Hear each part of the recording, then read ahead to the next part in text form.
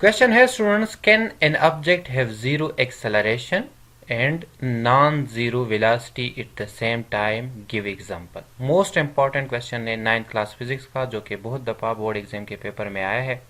ठीक है, इसको हम किस तरह इसका आंसर लिखेंगे स्टूडेंट्स, तो आज की इस वीडियो में हमने ये सीखना है। इधर एक बात स्टूडेंट्स, आप ये जहन में याद रखिए कि जब भी आपने बोर्ड एग्जाम के पेपर में आंसर देना होता है तो आप क्या करें, सबसे पहले क्वेश्चन को अच्छे तरीके से रीड करें कि क्वेश्चन में आपको कहते क्या है और अपने आंसर किस तरह देना है।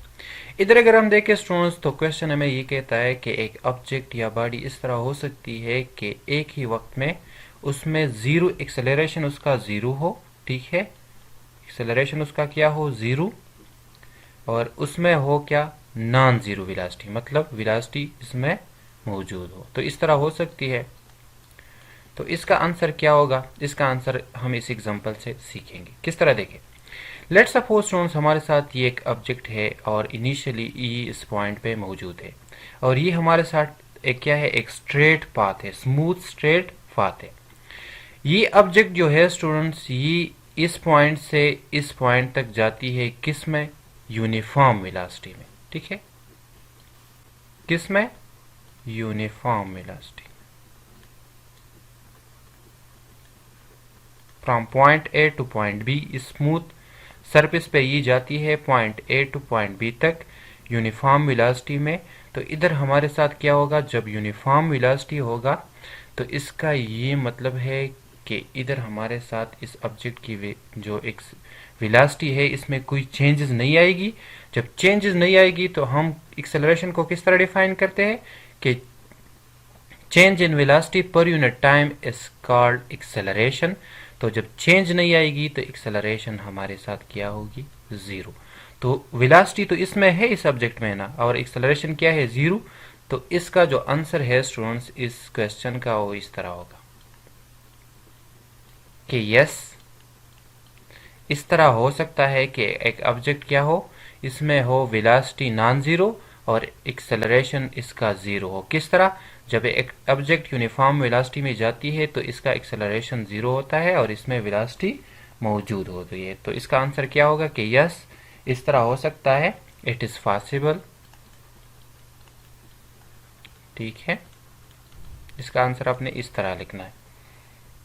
ये डिजिटल फिन है, इसका जो राइटिंग का थोड़ा सा इशू आ रहा है, लेकिन आपने समझना है। ठीक है, और इसका एग्जांपल किस तरह लिखेंगे, yes it is possible for example.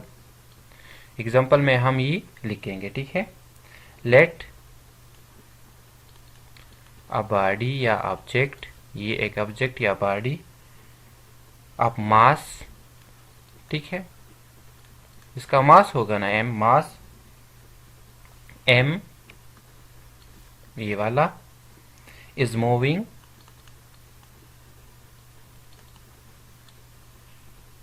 along a smooth along a smooth, ठीक है, स्ट्रेट। स्मूथ स्ट्रेट इसलिए कि इसमें चेंजेस ना हो। ठीक है, वेलोसिटी में चेंजेस ना हो। जब वेलोसिटी में चेंज होगा या इसकी मैग्नीट्यूड में या इसकी डायरेक्शन में, जब स्मूथ नहीं होगा तो इसकी डायरेक्शन चेंज होगी और इसका मैग्नीट्यूड भी चेंज होगा। जब चेंज होगा तो फिर इसमें एक्सेलरेशन होगी। इसलिए हम इसको क्या कहते हैं कि इधर ये सरफेस जो है या ये पाथ जो होगा ये स्मूथ स्ट्रेट पाथ होगा। ठीक है, from point a, smooth path a to b with uniform velocity. Uniform velocity वो वेलोसिटी होती है जिसमें कोई चेंजेस नहीं होती। ठीक है, with uniform velocity as shown in the figure. इधर हमारे साथ जो शो हो रहा है,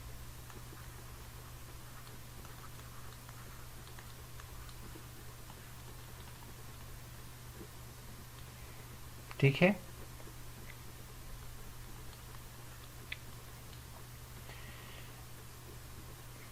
इन दिस केस, इस केस में एक्सेलरेशन जो है स्टूडेंट्स वो क्या है, एक्सेलरेशन 0 है, ठीक है, बॉडी का acceleration is 0 of the body, but the velocity is non-zero.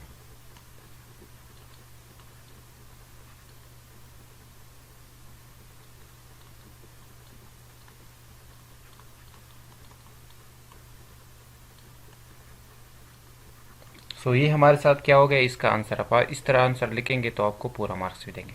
Question को अगेन समझे स्टूडेंट्स। क्वेश्चन हमें ये कहता है, इंपॉर्टेंट क्वेश्चन है, बहुत दफा है, कि एक ऑब्जेक्ट इस तरह या एक बॉडी इस तरह हो सकती है कि इसमें एक्सेलरेशन की क्या हो, 0 हो, और इसमें हो वेलोसिटी तो यस इस तरह हो सकती है। किस तरह? लेट्स सपोज एक ऑब्जेक्ट है, आपने एग्जांपल भी देना है। एग्जांपल इस तरह है कि सबसे पहले तो इसका जो आंसर है यस, ये हो गया।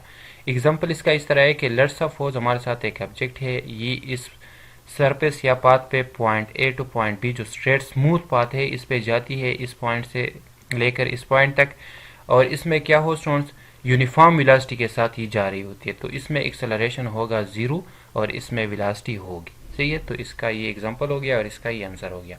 आगे भी हम इस तरह मोस्ट इंपॉर्टेंट क्वेश्चन जो है स्टूडेंट्स 9th क्लास फिजिक्स के, वो आपके साथ शेयर करेंगे विद आंसर के साथ। Thank you.